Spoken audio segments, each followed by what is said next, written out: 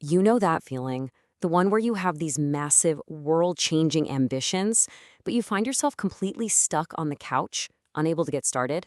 Well, in this explainer, we're going to dive deep into that frustrating gap between what you want to do and what you actually end up doing. So, does this sound like you? You've got these incredible goals, right? You can picture the success, you can almost taste it. But when it comes to the day-to-day grind, you just fizzle out. If that hits home, you are definitely not alone. And it turns out it might not be about willpower at all. I mean, this quote just nails it, doesn't it? It's this constant internal tug of war. One part of you is this visionary, ready to build an empire. And the other part, it's just really tired and wants to watch Netflix. It's an absolutely exhausting battle to fight day in and day out. So yeah, let's give this a name. The ambition-laziness paradox. We're about to break down exactly why that initial spark of inspiration is so easy to come by, but maintaining that fire over the long haul feels almost impossible. Oh, you know this cycle. You get totally hyped up, you buy the new gym membership, you register the domain name, you outline the first chapter of your book. The first few days are amazing.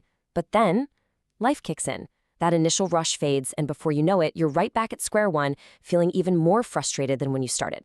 But what if I told you there's a psychological reason for this? A powerful framework that explains exactly why this keeps happening. It's not about being lazy. It all comes down to something called the motivation equation. Okay, the name is a bit academic. Expectancy value theory. But stick with me, because the idea behind it is super simple and honestly kind of a game changer. It boils down all the messy parts of human motivation into just two key questions your brain is always asking itself. So here they are, the two big factors. First up, you've got reward value. Pretty straightforward, right? How much do you want the thing? Of course, running a mile for $1,000 is way more motivating than for $10. But here's the part we always forget: success expectancy. This is the big one. It's the question, do I actually believe I can pull this off?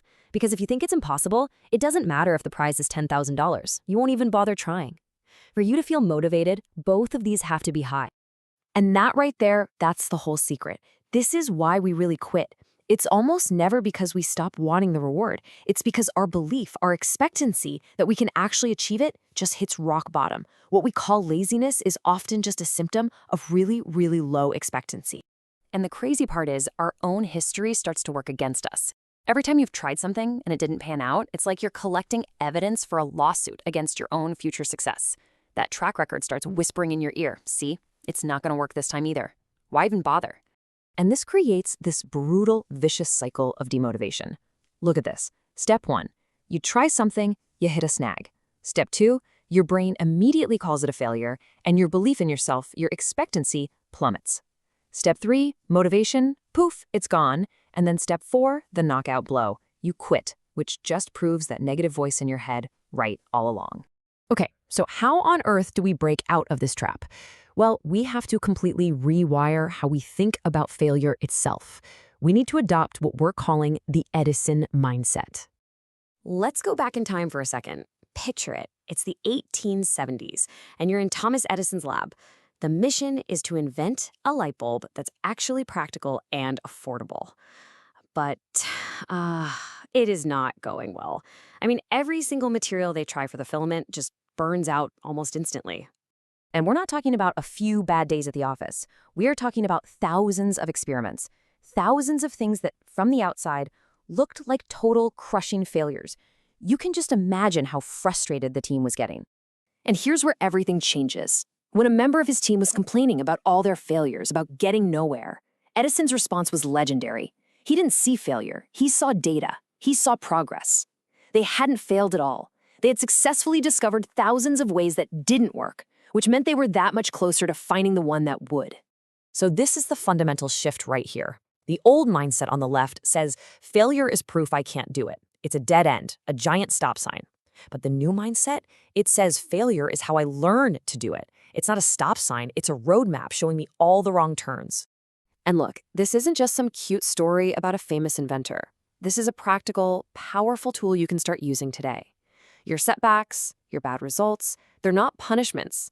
They're your compass, actively pointing you in the right direction if you just learn how to read them. Okay, let's bring this into the 21st century. Here's a real example from the person who originally shared this idea.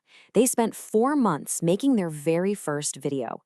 They poured everything they had into it. And after it was online for nearly a whole month, it got a grand total of 3 views.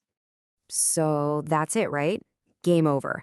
I mean, with that old way of thinking, 3 views is a gigantic flashing stop sign. It's all the proof you need that this isn't going to work.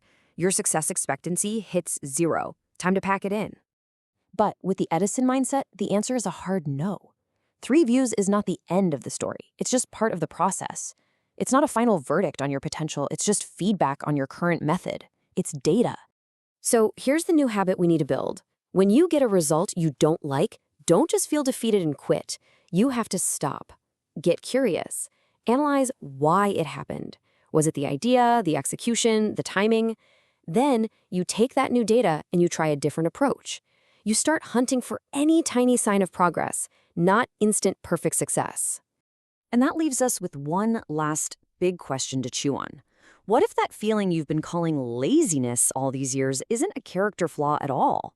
What if it's just your brain's clever defense mechanism to protect you from the pain of another failure? Because if you don't try, you can't fail. But if you learn to reframe failure, you just might guarantee that eventually you will succeed.